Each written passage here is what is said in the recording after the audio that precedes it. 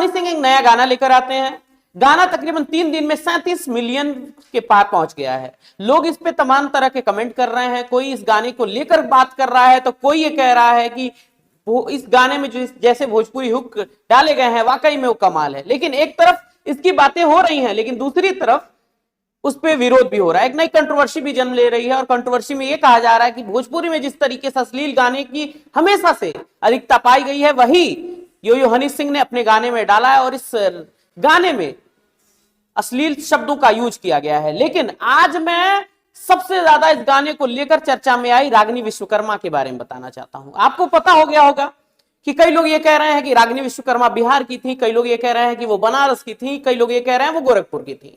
लेकिन आज पहली बार मैं उनका रियल पता आपके सामने प्रस्तुत करने जा रहा हूं कि कहां उनका जन्म हुआ था, क्या ऐसी चीजें हैं, उसके बारे में थोड़ी हमने रिसर्च की है, इस बारे में आपको हम बताएंगे। नमस्ते, मेरा नाम दिव्यांश और आप न्यूज दस्तक देख रहे हैं। न्यूज दस्तक सिर्फ खबरें नहीं देता, खबरों को सोचने का हौसला भी देता। इस वजह से आज मैं आपको बताने वाला हूं कि उनका रियल पता, रागिनी विश्वकर्मा का रियल पता क्या है। सबसे पहले गोरखपुर में एक जगह है खजनी, वहां के खुटहना गांव में छांगुर विश्वकर्मा रहते थे। उनके परिवार की आर्थिक स्थिति सही नहीं थी, इसलिए उनका परिवार गाने बजाने के लिए, गाने बजाने से अपनी आजीविका चलाने के लिए तरकुलहा मंदिर में रहता था। तरकुलहा मंदिर में ये लोग गाना बजाना करते थे, भीख नहीं मांगते थे, गाना बजाना करते थे।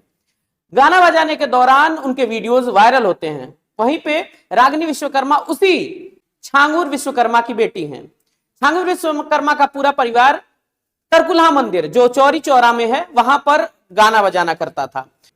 कोरोना का समय रहता है, कोरोना महामारी में जब लोग अपने घर में सिमटे रहते हैं तब ये गाना वायरल होता है। गाने के बोल रहते हैं पंखा कूलर वाला। उसके बाद दूसरा गाना आता है मछली के जैसे तड़पे जवानी।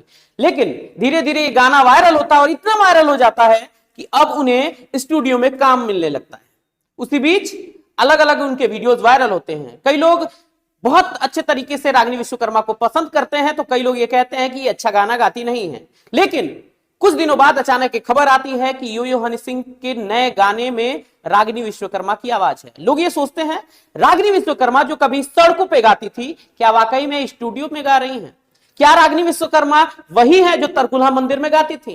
रागिनी विश्वकर्मा के बारे में एक भी बात है कि बिहार वाले कह रहे हैं कि हमारे यहाँ की है, तो गोरखपुर वाले कह रहे हैं वो हमारे यहाँ की है। तो मैंने आपको पूरा पता भैया बता दिया। अब पूरा पता में आपने जाना कि किस तरीके से वो लड़की सड़कों से अब स्टूडियो तक का सफर तय कर चुकी है। हालांकि जब उन्होंने गाना गाया तो इसके बारे में विवाद भी तेजी से बढ़ रहा है।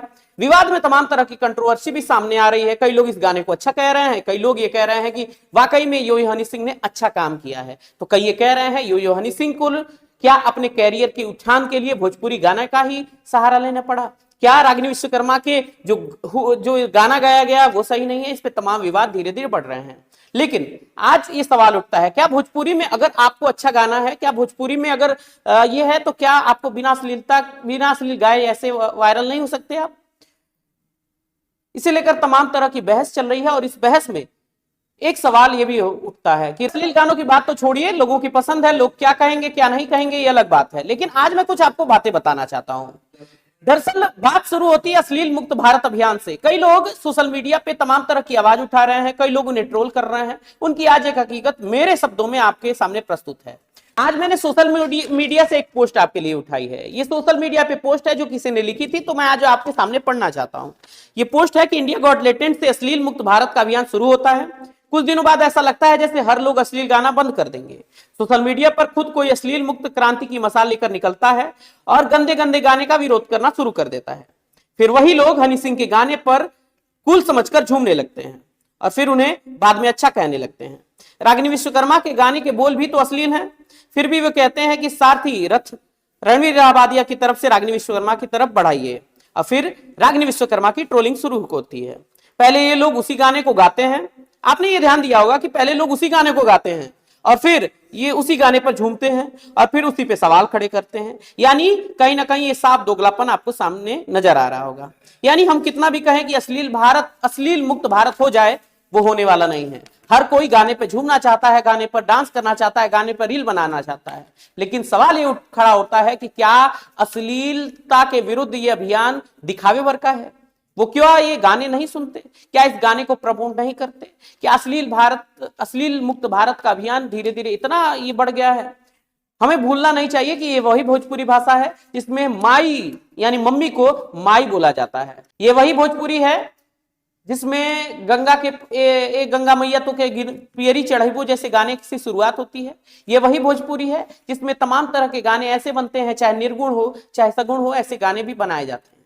ये वही भोजपुरी है जिसमें बिरहा और ना जाने कितने तरह के गाने की परंपरा है, लेकिन उसी बीच ऐसे अश्लील गाने तेजी से वायरल होते हैं। अब सवाल ये उठता है कि जिस तरीके से अश्लीलता मुक्त भारत की बात बताई जाती है, क्या वो सिर्फ एक झूठ है? ये मैं आपसे सवाल पूछ के जाना चाहता हूं। बाकी कई लोग इस रागिनी विश्वकर्मा के इस गाने को सुन रहे हैं, उस पर ये कह रहे हैं कि वाकई में हनी सिंह ने एक लड़की को सड़क से उठाकर, जो सड़कों पे ढो जाकर अपने परिवार का जीवन बसर करती थी, उसे वाकई में हनी सिंह ने स्टार बना दिया है।